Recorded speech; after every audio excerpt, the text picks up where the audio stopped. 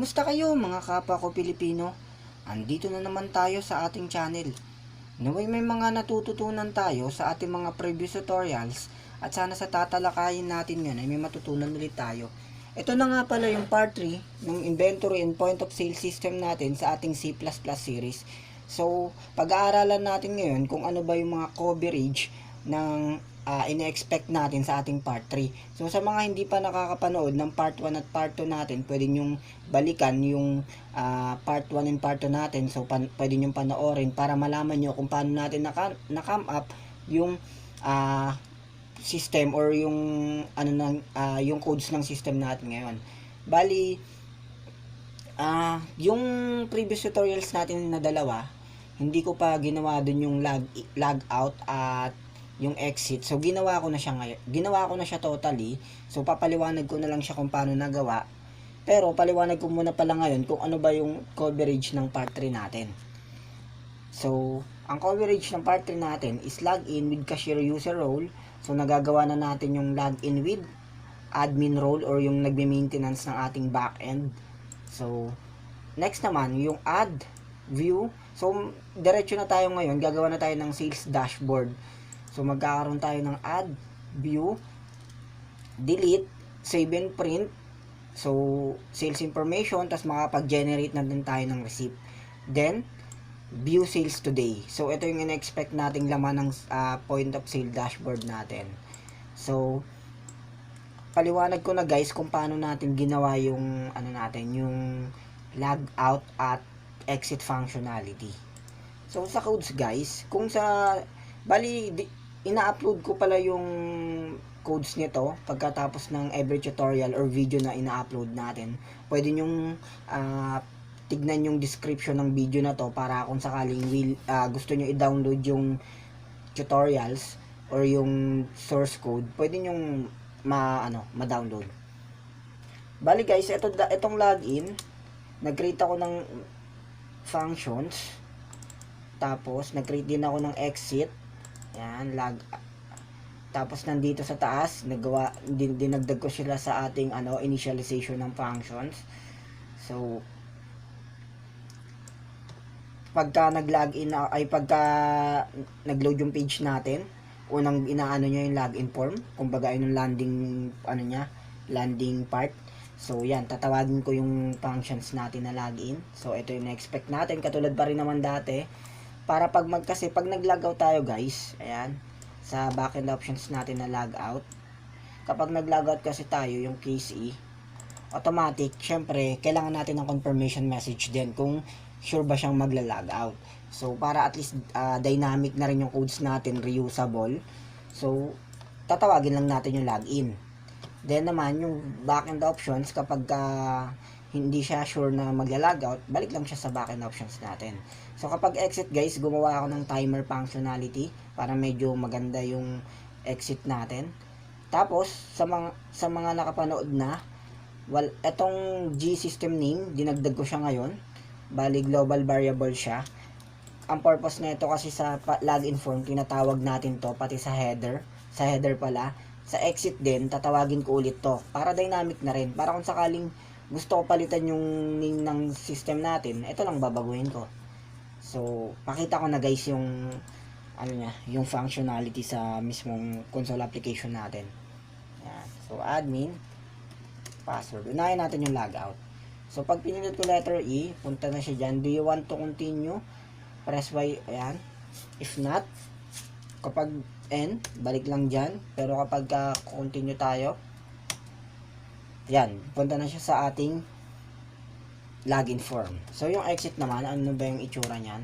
Kung titignan natin yung exit dito, timer siya. Ayan. Nagdi-decrement to. So, initialization niya is 3. Naka-integers tayo. Tapos, i-convert ko yung, kasi magko-concatenate ako or ipapasok ko siya dito. So, possible. Wait lang, may tatry rin ako guys. Kung hindi ko siya pala. Kasi iniba ko yung codes kanina eh. Ayan, try natin kung magkakaroon ng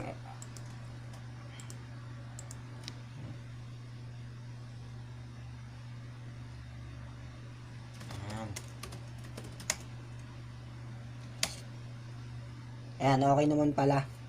So, kanina kasi naka-display tayo eh. Yan.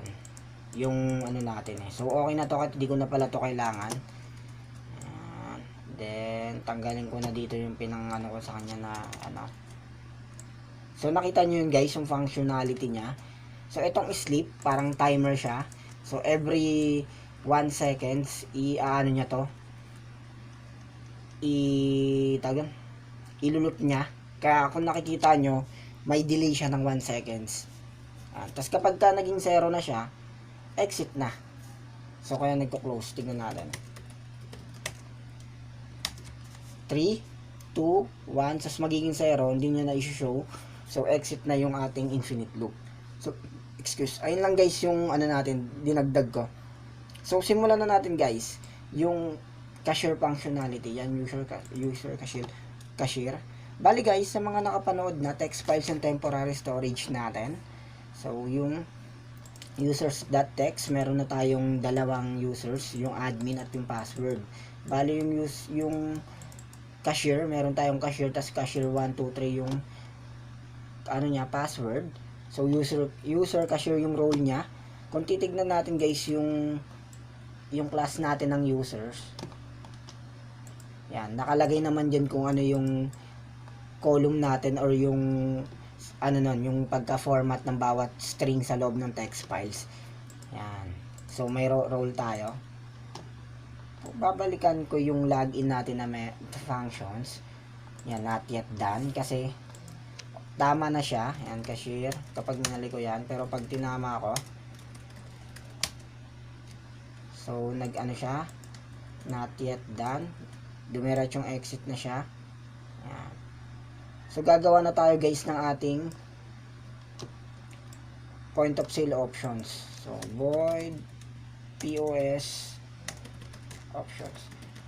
So, yung identifier name natin sa functions is naka-camel. So, kapag 2 words, yung next, yung yung 2, 3, 4 na consecutive word natin is capital yung pinaka-simulang letters niya. Kaya ganyan yung ano natin. POS options. So, initialize natin para pwede natin tawagin siya sa loob ng natin, codes. Sa mga codes natin. Yan. So, dito ko ilalagay. Tapos, copy paste lang guys para hindi na tayo masyadong type pa. Dito siya pupunta. So, exit. Ayan. So, backend, palitan lang natin to. POS options.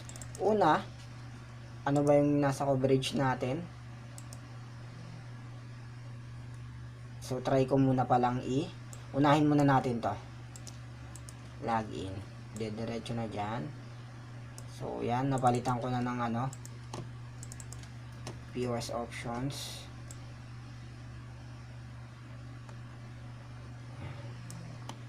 So, dito na siya guys.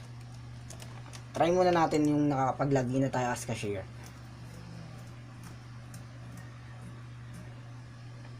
Cashier 1, 2, 3. Yan, pumunta na siya. Tapos POS options tayo. Papalitan na lang natin yan. So, dana natin tong una. Tapos, balik tayo sa codes natin guys. Ang unang gagawin natin is to add. Then, view.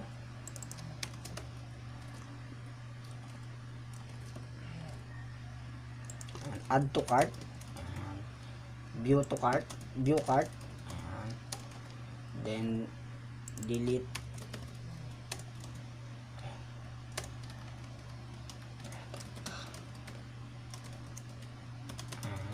From cart. Update product from cart.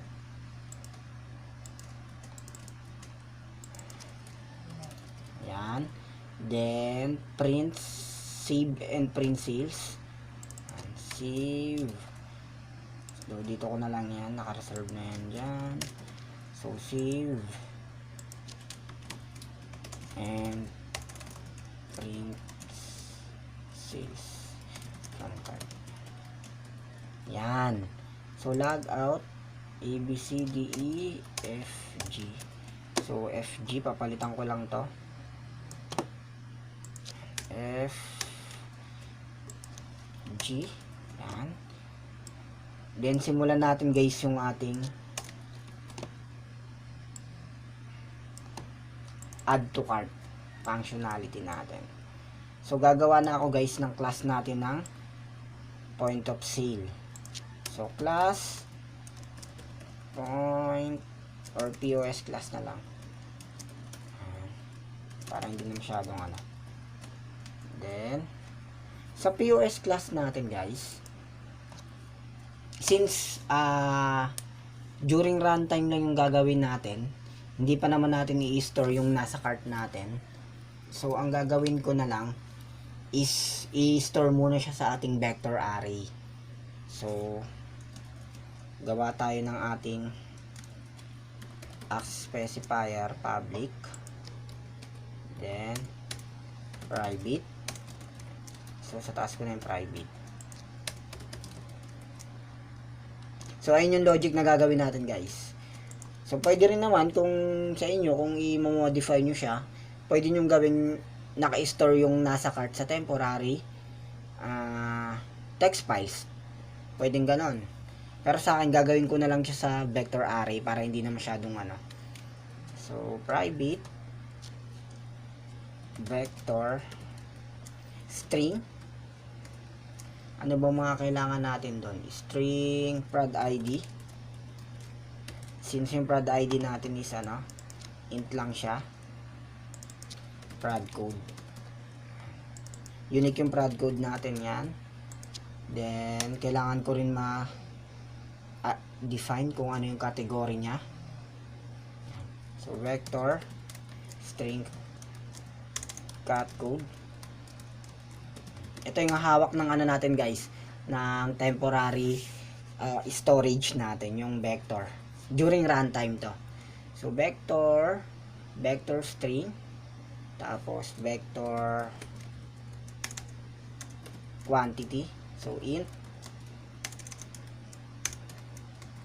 Yan.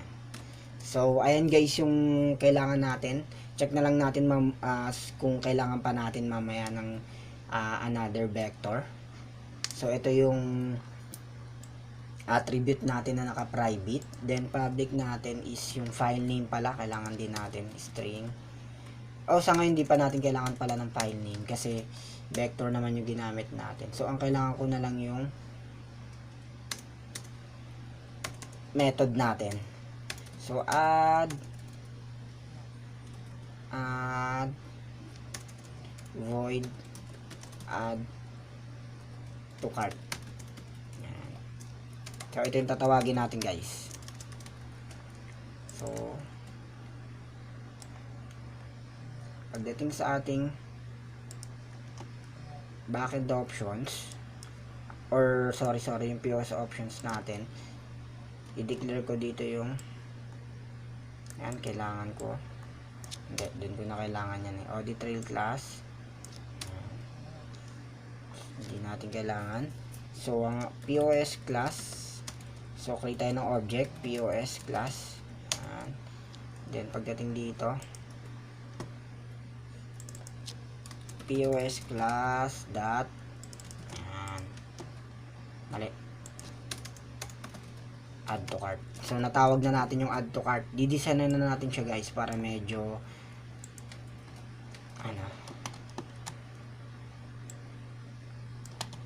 so, design na natin siya. Add to cart. Then, header natin. Display.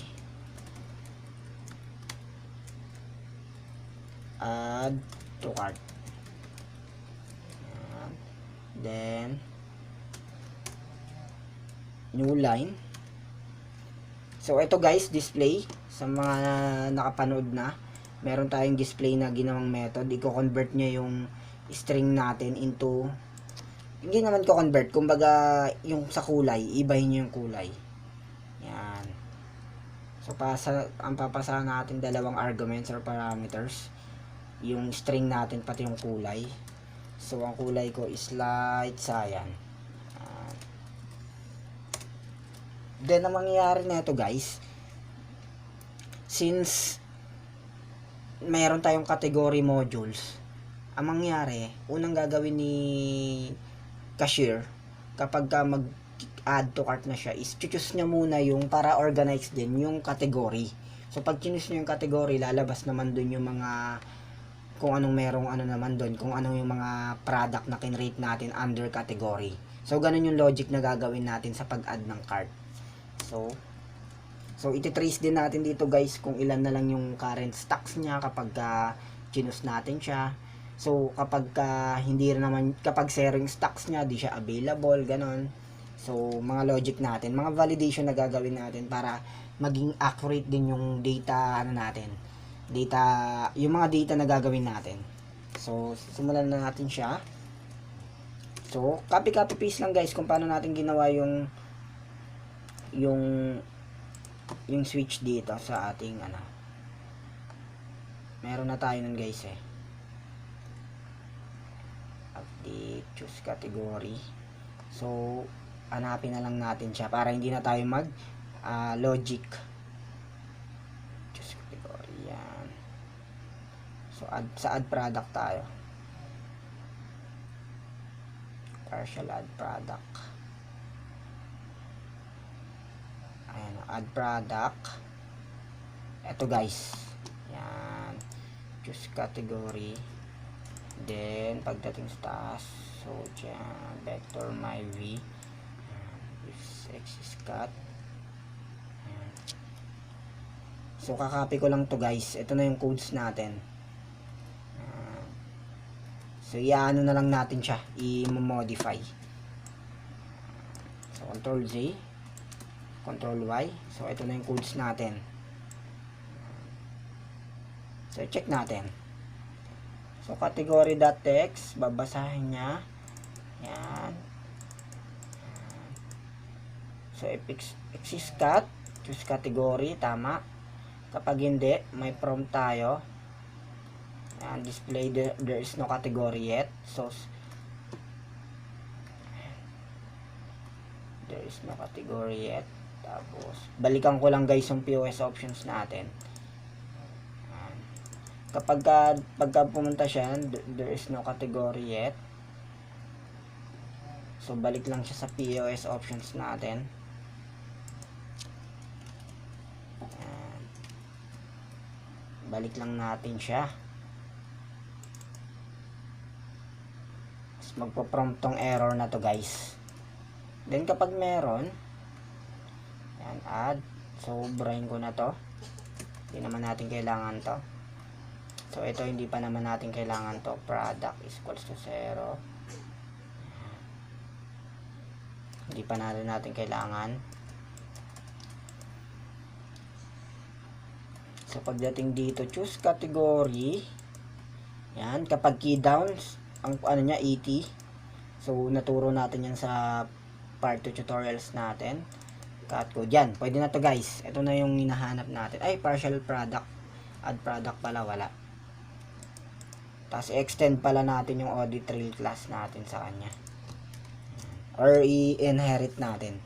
Public audit. Copy paste na lang natin guys para hindi na tayo masyadong magano.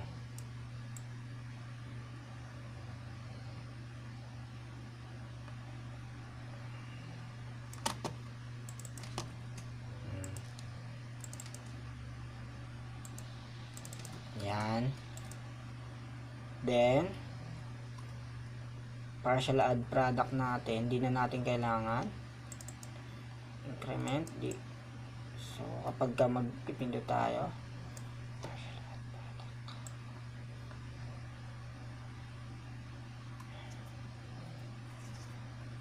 So, gagawa rin pala ako dito ng partial, no? Void partial, add to cart.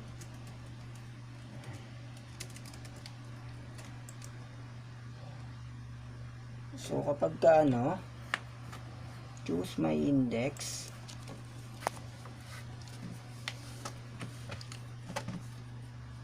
So, ang partial natin is equals to true.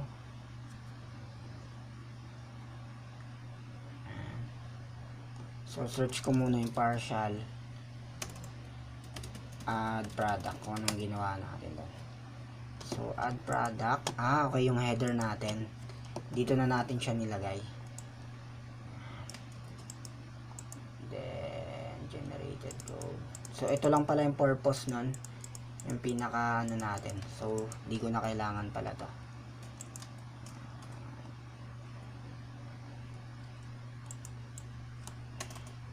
So, ito na lang kailangan natin dito.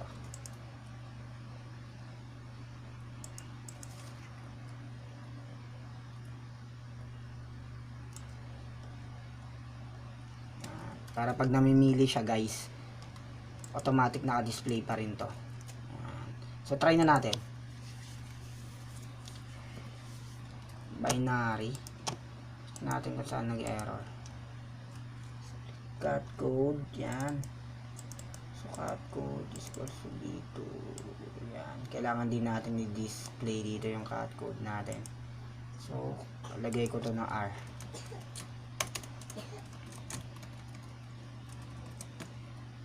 String cut code. Yan. Try ulit natin.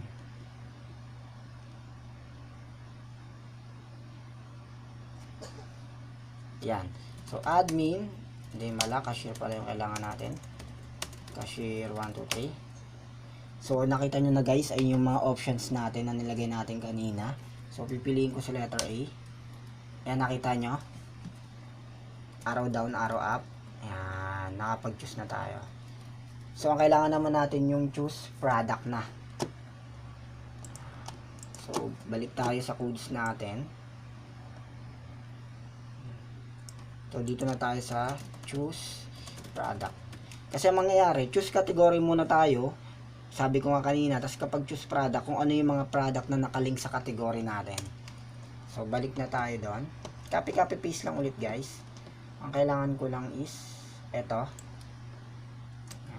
Ito ulit ang kailangan natin. Kasi i-read naman natin guys yung product, ano natin, product text files natin. Or yung product.txt. MyV. So, MyV1 ko na to para hindi masyadong mag-conflict sa ano natin. So, product.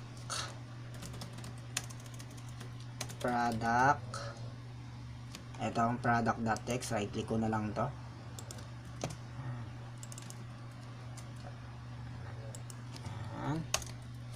Then, pagdating dito, get line, split, yan, split, anong ginamit natin dito sa taas?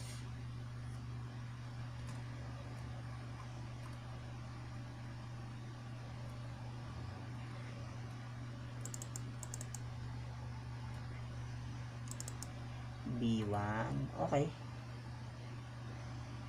So, pwedeng ma-split na rin gamitin natin. Then, exit cut. So, bold, exit prod na to. Yan.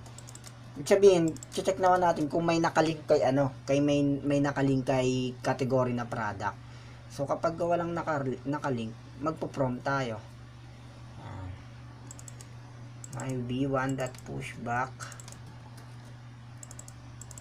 product.text. Yan. So, if exit is equals to true. So, mangyayari lang yan, gagawa tayo ng condition. Since meron na tayong prod code dito. So, ito yon. Ito na yung cat code. Yan. So, if yan. Pangilan ba si cat code dito? Ito yung cat code natin guys. So, array start with 0. So, 0, 1, 2. Pangalawa siya. So, balik lang tayo doon. B1, 2 is equals to cat code. Ibig sabihin, merong nakalink sa kanya. So, kung condition ako dito na if exists cat code, ayan, ibig sabihin true na to.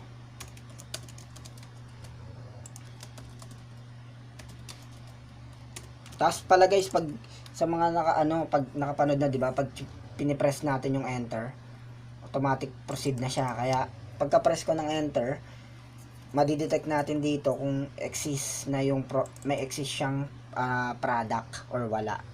So, ito yung magdidikta nun. So, else, kapag wala, display error message tayo. There is no link product yet. So ang gagawin natin guys, syempre dahil wala siyang no link product, balik lang tayo kay add to cart. Pero kapag exist prod siya, another logic tayo. Yan. So kakopy paste ko lang to guys ulit. Itong meron natin ginawa. Yan. Yung functionality na ito same lang rin. Balik tayo. Yan. Then choose category. So choose product na siya. Tapos kukunin niya pa rin to. Then kasi ang mangyari guys, kada drop down niya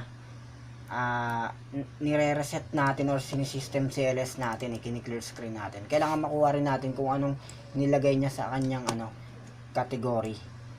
So pagdating dito, kailangan ko rin makita yon. Choose category. Pagdating dito, code.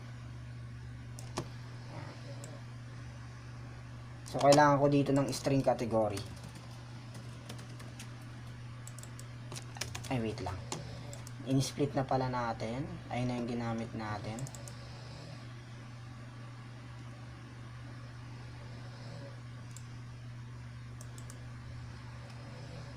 Yan. So ito na pala yung kailangan natin guys. So B1 may index, cout. Ayan, okay na pala. So ito iibahin ko lang ng gagawin ko lang index 1. Tapos itong char dineclare ko na sa taas. So ch1 na lang natin para so ch1, lahat ng ch papalitan lang natin. Ayan.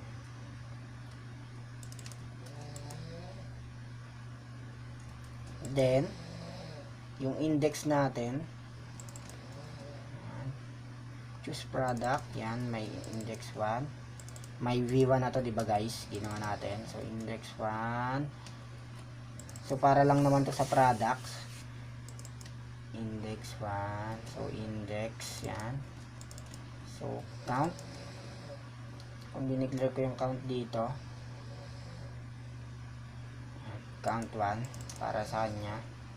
Tapos yung pin, hindi na natin pala kailangan i-declare dito, automatic na yon. Close naman natin sa taas. Then line, yung line natin ito na, dineclare na rin natin yung sa taas So pagdating dito tama lang. So count,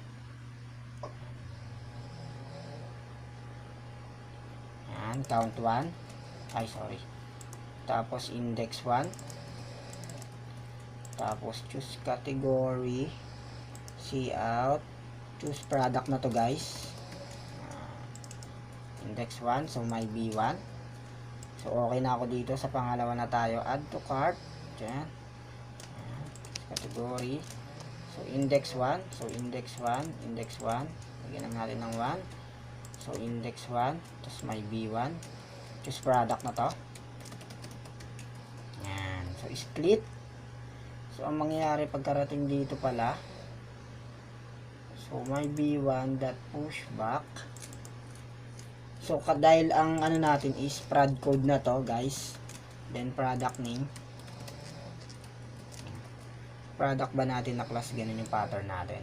Check ko lang guys prod name, o yan, product.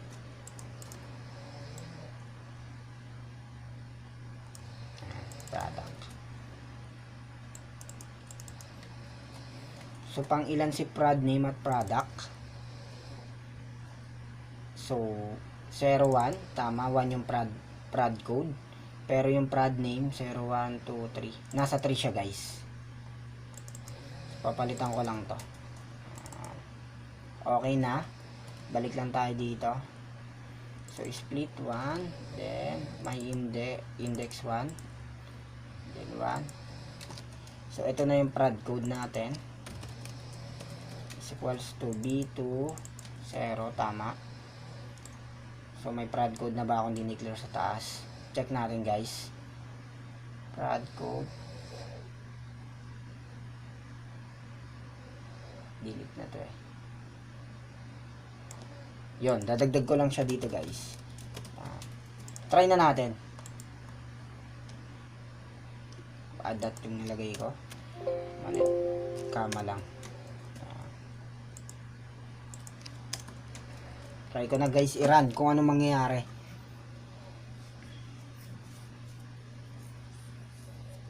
So admin, password.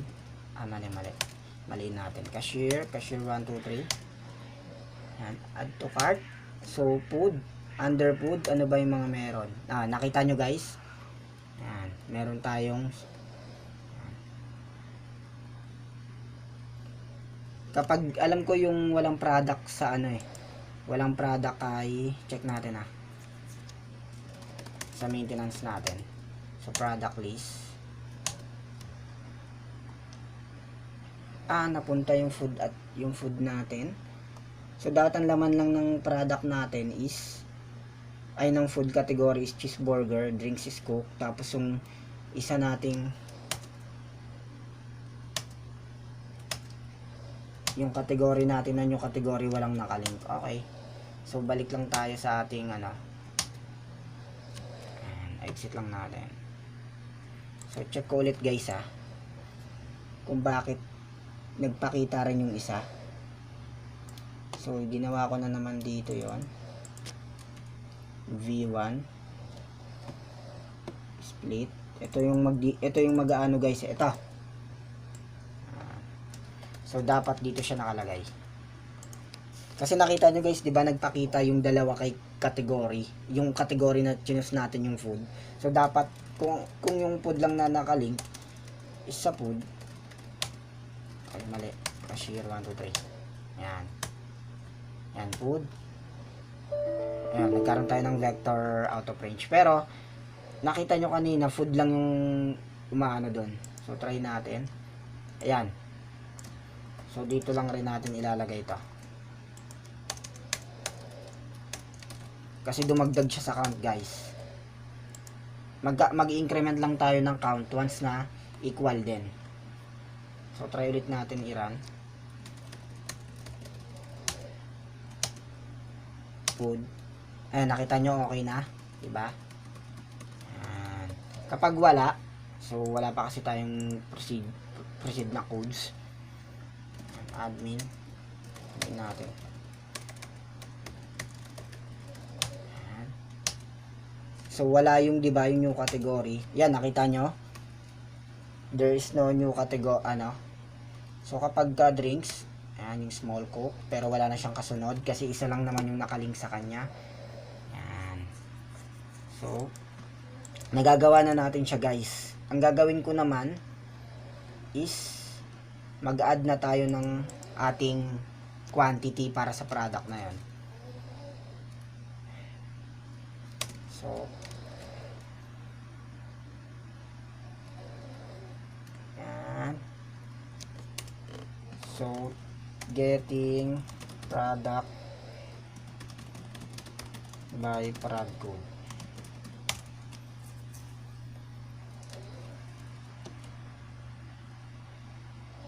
So meron tayo ditong current stocks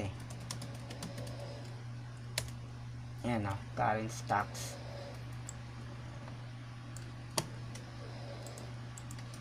Control Y. Ayan. Balik lang ako sa codes natin.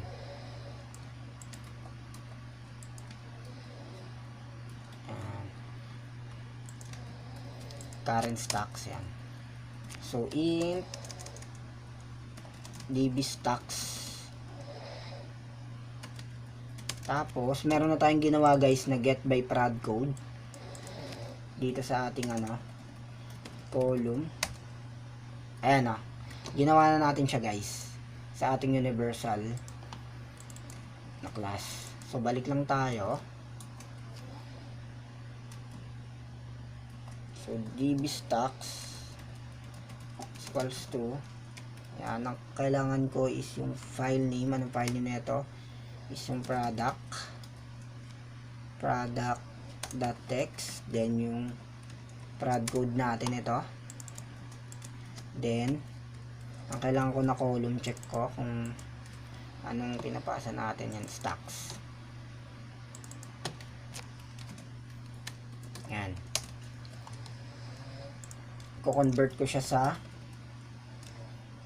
since ang return nito guys is string, yan, return niya is string, yung value na yan. Yan, so ko-convert ko siya sa ating str2 int.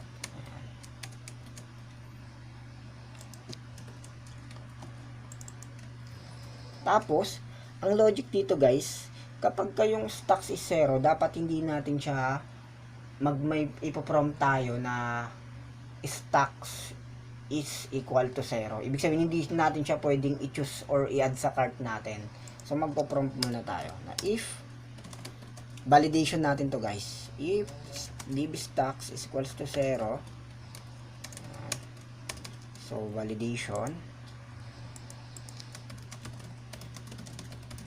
and so else proceed lang tayo.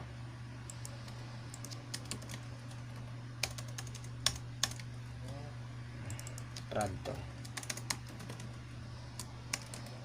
product, tapos ito yung prod code.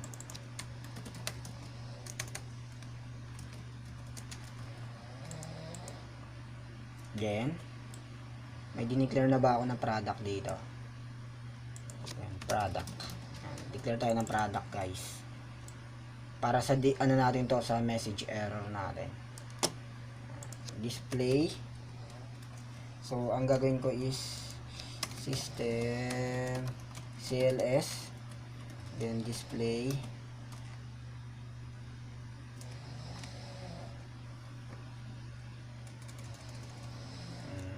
you cannot add to cart for product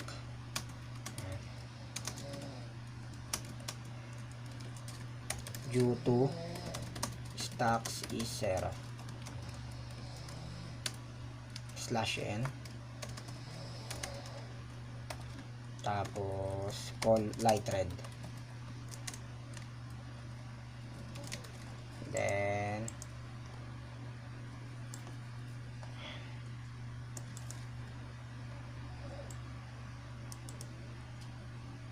balik lang tayo dito. Pero kapag may stocks, diretso tayo. Current stocks, ito. Tapos, kailangan natin mag-enter ng quantity. So, kailangan natin dito ng invalid input. Yan, exceptions guys. Exceptions tayo. Para copy paste lang tayo guys, di na tayo masyadong logic, kasi halos totally lahat ng functions nagawa na natin na kailangan natin, so inaano na lang natin siya para nire-reuse. So enter quantity, enter quantity. So declare ko na rin dito yung quantity. Yan, input. So if quantity value must be not equal to 0. Yan. Then ready exceptions. So next logic natin, else if, yan. Kapag yung quantity na, dapat yung quantity na ita-type natin is hindi mas mataas sa ating hindi mas mataas sa ating current stocks, di ba? Validation yon. Kunyari, ang stocks natin is 20, tapos ang input niya is 21, di pwede. Pwedeng 20. So magkakaroon tayo ng display error na quantity must be not greater than the current stocks. So kapag okay guys, if okay, then save to vector na natin. Puntahan natin yung vector natin. Ano bang vector gamit ko? Itong tatlo. Lagyan ko lang ng R. Control, ay tama na yan. Then balik lang ako. Ito na yung magiging temporary natin. Dot push back.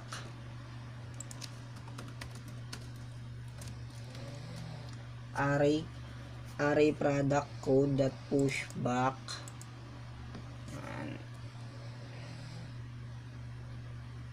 Prod code. Cat code. Ayan. Di ba meron na tayo yan? Dot push back.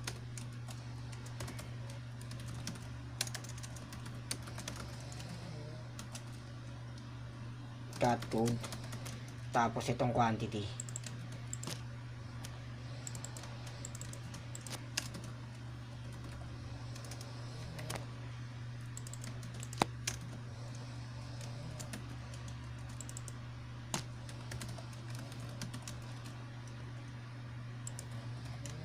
Tapos ang logic guys, since kasi syempre possible kasi guys, nag-add to cart tayo ng ng tree na kung anong, kunyari small cook yung product natin, tapos mag-add to cart ulit tayo ng tree, dapat ma-detect natin na meron tayong cart quantity.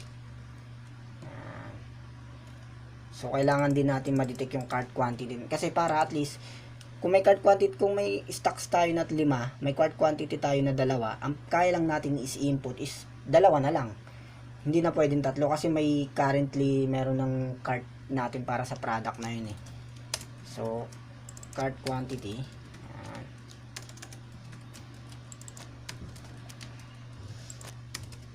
So, ang gagawin natin guys, tayo dito maglo-loop. Int I equal sa 0, tapos R cat code ba nilagay natin? Kahit product code lang kasi equal lang naman yung magiging nito eh, magiging size nya. So ilulup lang natin guys, babasahin lang natin laman ng vector natin. Ayan. So tignan natin kung exist na siya. If prod code is equals to, I to, lagyan natin ng I, is equals to prod code. Ibig sabihin exist na siya yung product code na yun sa ating unique naman to guys eh. So kapag exist na siya, kukunin natin yung quantity nya. So int, so sa taas lagay ko na rin dito cart quantity. So after na lang na ito. Yan. So cart quantity is equals to array quantity I, then i-break na natin to. Sabi nito yung cart quantity nya.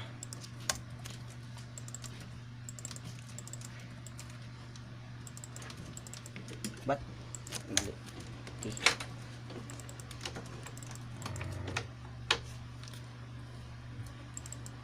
Cart quantity. So idadagdag ko siya dito guys. Else if yan plus cart quantity. Tama ba yung logic? Double check na natin. Kapag yung DB stocks natin 5, tapos meron ka ng cart quantity na 3, so dito pala dapat to.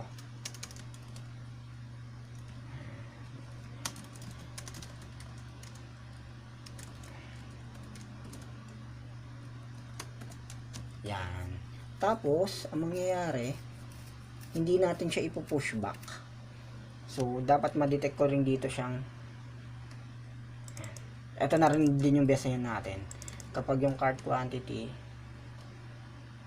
so, lagay na lang rin pala ako dito na exist siya.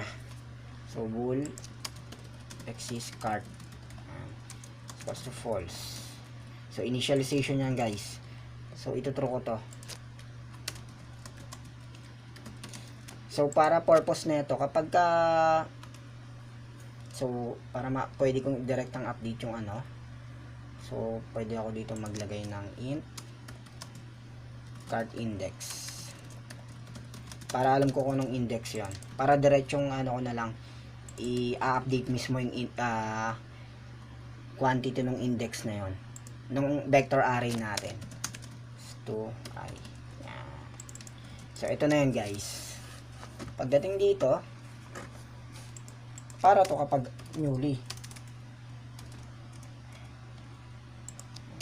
If new, if ano ba yan, exists cart.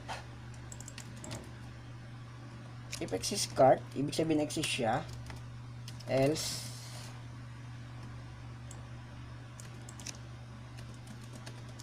if new, then add. Kapag hindi, update lang natin. If exists, update. So, hindi ko na kailangan i-update yung ano, yung mismong prod code, pati cat code. Ang i-update ko lang R quantity, pati yung cart index nya. Is equals to cart quantity plus quantity. Yan. Okay na guys. Then,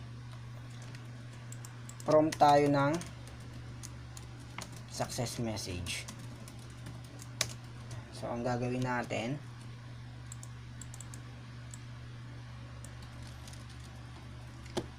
so, babalik naman siya doon.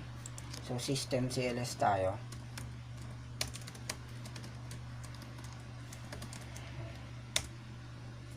So, copy paste ko na lang tong product na to para medyo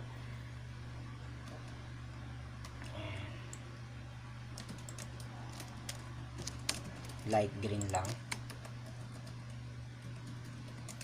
Then product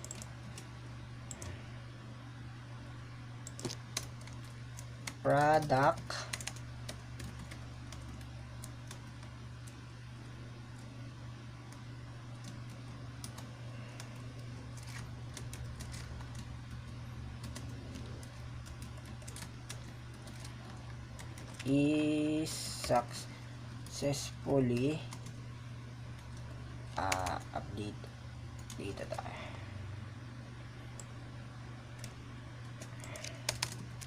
So, magiging dalawa pala yung ating ano.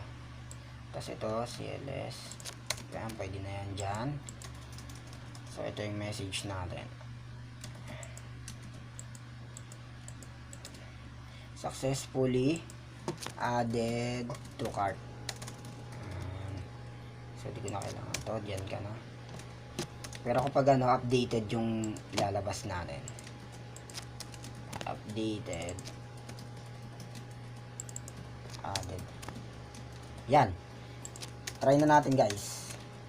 So, expect natin dahil bago pa lang, ang mangyari, ang prompt natin is added. Yan. Try tayo Cashier 1, 2, 3. So, A. So, piliin ko food. Cheeseburger. Current stocks niya 15 guys. Pero nagkaroon tayo. The variable is being used without initialize. So, cart quantity. Wait lang. Initialize natin. So, nag-negative siya. So, kinuha niya yung pinaka ano. So, equal 0. Lalagyan natin siya ng initialization.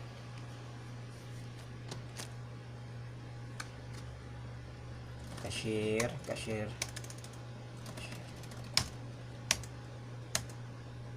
Ayan, nakita nyo guys, current stocks niya 15, cart quantity 0, so wala pa siya sa cart natin. Enter quantity 12. So, product, hindi natin nakuha yung product mismo. Is successfully added to cart. So, hindi natin nakuha yung product. Okay, kasi hindi natin dito nalagay. Product is equals to V21. Kaya wala siyang prompt. So, nakita nyo guys, product successfully added. So, kung gagawin ko ulit, ilalagay ko. So, wala pa tayo sa view guys itatandaan lang natin yung nilagay natin. So, same lang ulit. So, gagawin kong 10. So, yan. Product cheeseburger successfully added to cart. 10 na yun, di ba guys? A ko ulit. So, food, cheeseburger. So, cart quantity is 15. So, hindi niya na-detect yung ating yung cart quantity.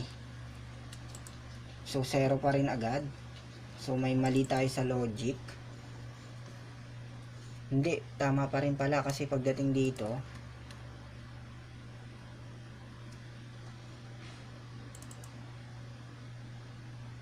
pinush back na natin guys.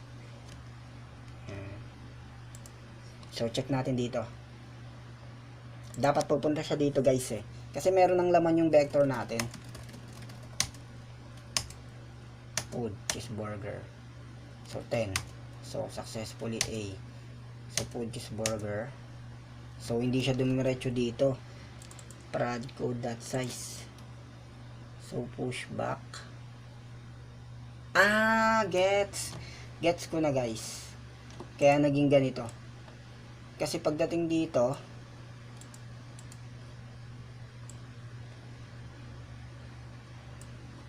kasi nire-recall natin yung yung POS natin eh. Nire-recall natin siya. So, ibig sabihin, nare-reset natin yung value ng ating array dito. So, para hindi siya ma-reset, so, dito na natin mismo ilalagay yung options natin ng POS. So, ang mangyayari, yung POS options natin, ipapasok ko na to guys sa ating POS class. Kasi nare-reset siya pag tinatawag natin eh. Ayusin lang natin guys yung indentation para medyo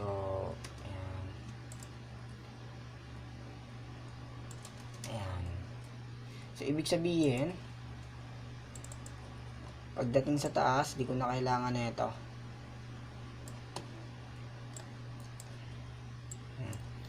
Tapos, pagdating naman sa login natin, i-call ko si si POS class. POS class. Ayan. Nasa kanya na kasi to eh. Ayan. Then, pagbalik natin doon sa natin, sa POS class.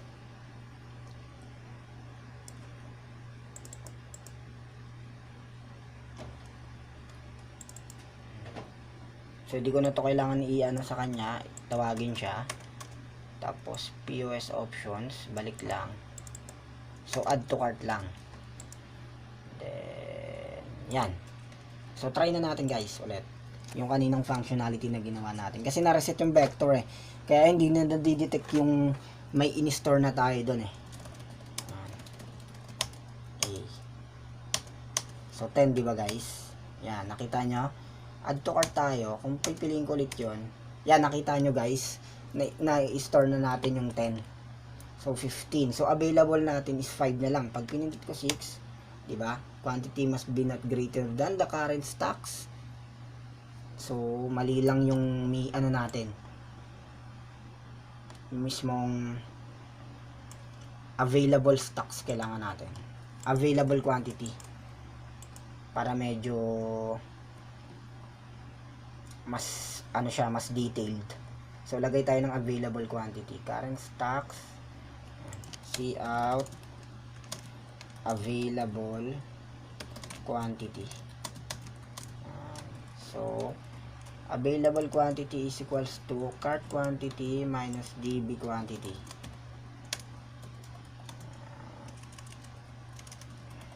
Tama.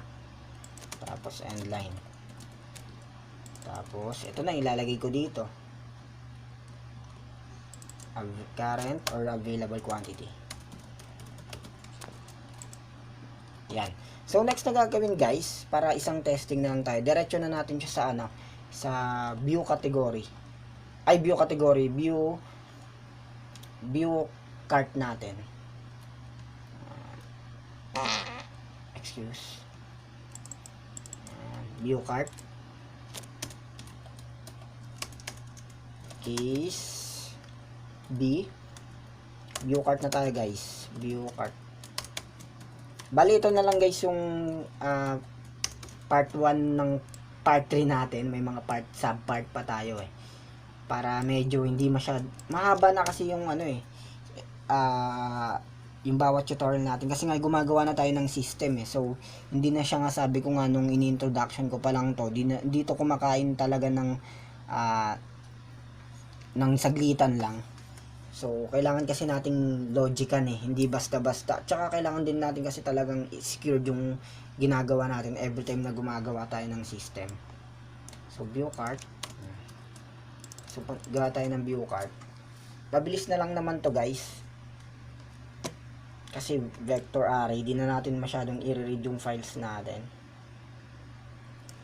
So, void view cart. So, copy paste lang natin guys yung mga list na ginagawa natin dito. List. Para hindi na tayo masyadong mag-logic. Copy paste. Control Z, Control Y. Control Z pa rin. So, ito na yung lalagay ko dito. So, audit trail info. So, audit trail, let's science. So, cart list. As audit trail info, ang meron tayo is, ang laman ng cart natin is, product. Then,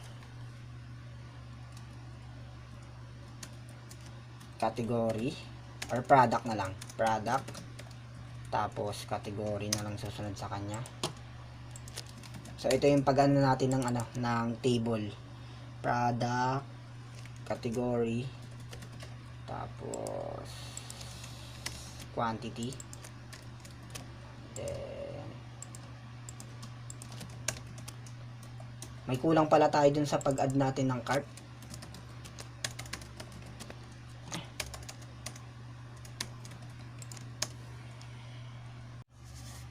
So ayun, bali ang kulang nito, add quantity, t.add quantity, dot price, tapos total.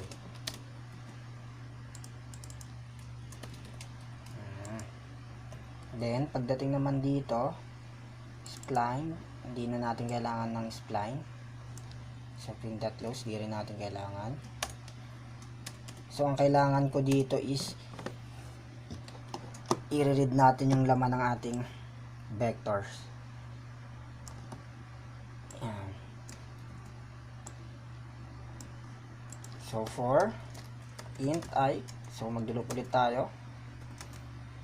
Then, I is less than rprod.size. Then, I plus plus, prod code pala to. Increment. So, ito yung ating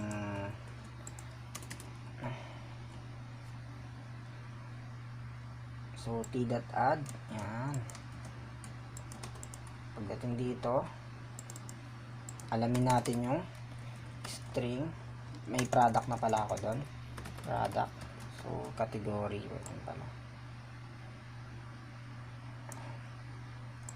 So, category. So, meron na tayo ditong get eh. Kunin ko na lang guys. Leave stocks yan. Pero, ayun na rin yun. Convert. Dito na lang. Naman tayo mag-convert eh. So, category. Balik tayo sa bis natin. Yan, equals product.text equals to prod code. So, mangyayari rprod code sabay I. Then, ang kukunin natin is yung dito, yung ating product. So, dahil string na naman siya, di na natin i-convert. So, ito yung product natin. Category naman. So, meron din tayo nyan. Get column by category. By cat code pala, sorry. So, ang natin, category.text.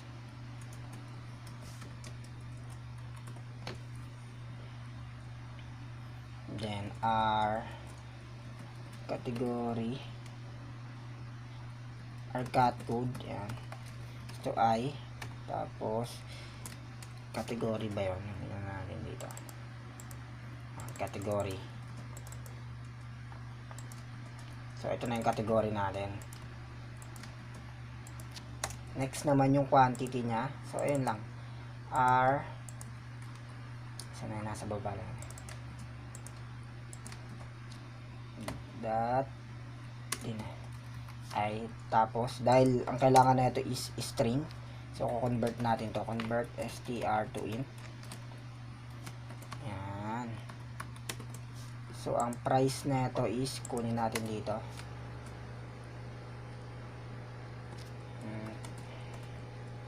DB price. Yan.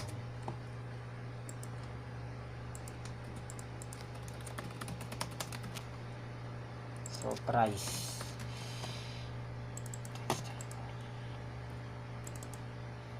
Universal.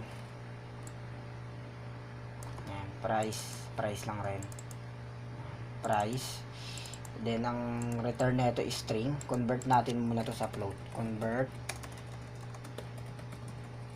str to float. Ayan. So, DB price ito.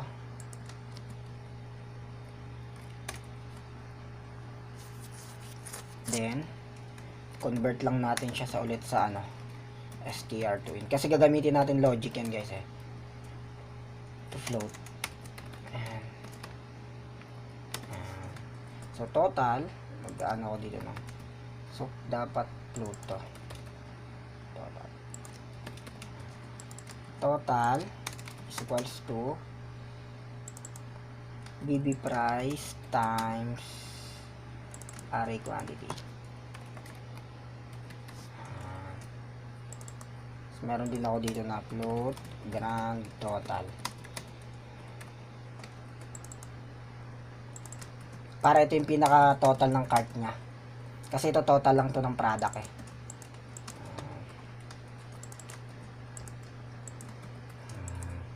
So, na-add na natin yan. Okay na.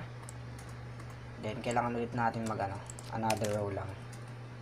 So, wala to. Wala. Wala. So, empty. So, ito, grand total. Dito ko ilalagay yung grand total para sa total cart to. Convert ulit natin. Convert float to str. So, dapat ano pala to, float. Ayan, okay na pala, float na rin. So, ito na yung laman ng ating ano, laman ng ating view. Pero may dadagdag pala akong logic guys sa taas. Ayan.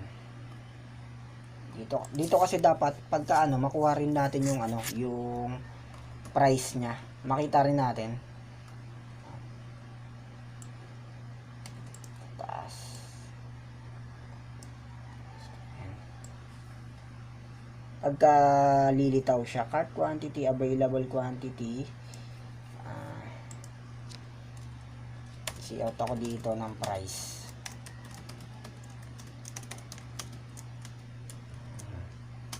So, balik ko lang dito yan. DB price. So, float kailangan ko dito.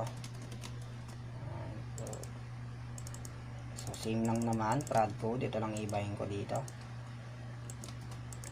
Yan. DB price. So, ito na yung price mo.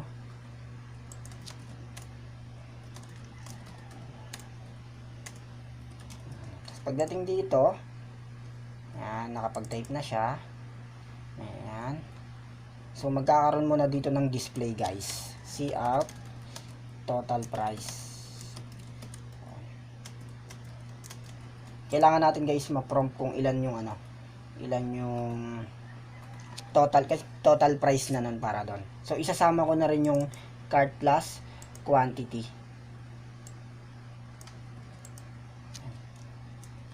So, float total, or dito ko na idiretso, times DB price. So, ito yung ano natin. So, magpo-prompt to guys. Makikita nyo yun. Kung kunyari, meron tayong tatlong quantity, tas ang price is 25.75. Kung may current stocks ka na, ay, may current card quantity ka na isa, so, 4 yung katumbas nun. So, 100 yung total price na nun. Kung may existing na. Then, magpo-prompt ako dito guys. Ng, do you want, parang ano to, confirmation lang na kung gusto niyang i-add talaga sa cart. So, do you want to add do you want to add or update to cart? Yan, ganun na lang para dire-diretso lang tayo. End line. Then, see out. Press Y or Y if yes, and other key if not. And then string save choice, get line save choice, and see if, and save choice is equals to Y, or save choice equals to maliit na Y, small letter, else. So, hindi ko na kailangan pala ng else. So, system CLS. So, dito na yan sa taas. So, save.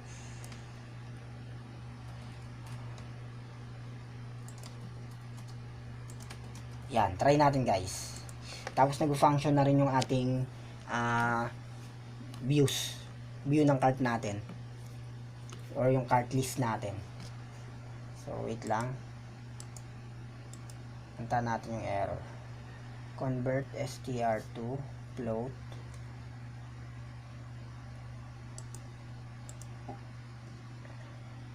Cannot convert parameter 1 float to std string. So, ito yung value niya. So, baliktad guys. Float to str pala.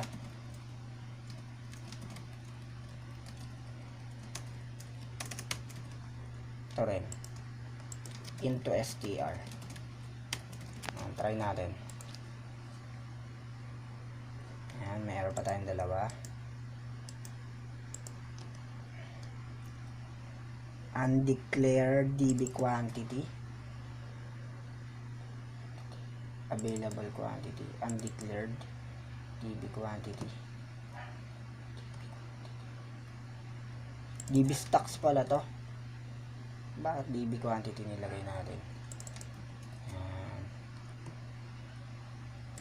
DB stocks din ba yung nasa daray?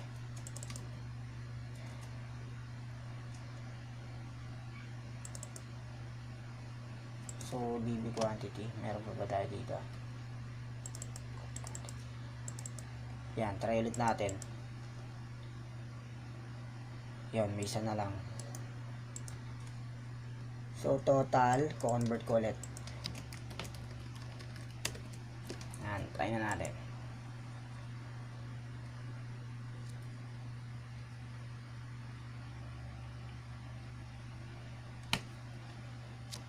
So, cashier 1, 2, 3. Then, view cart ako. So, dumidiretso agad siya sa ating ano.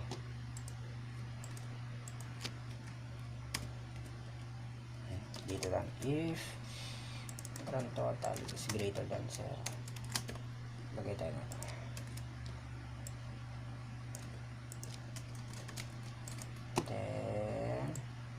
May may kulang tayo dito sa ano. Kaya nag-skip siya eh.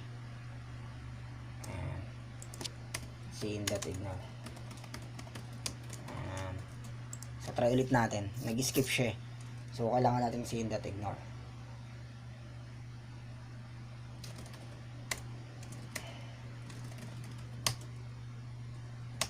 Ayan, wala pa, di ba guys? Balik lang tayo. So, add to cart na tayo guys. Food, small burger. So, nakikita nyo guys, 15 current stocks, cart quantity 0, available quantity 15, price 25. So, kung gaga 20.75, kung ituto ko to, so 20.75 times 2 is equals to 40, 41.5. So, umano siya, tawag yun? Nag-skip din siya guys. Wait lang. Yes, of options. May dinagdag tayo kanina eh. Kailangan mo lang ng seeing that ignore dito.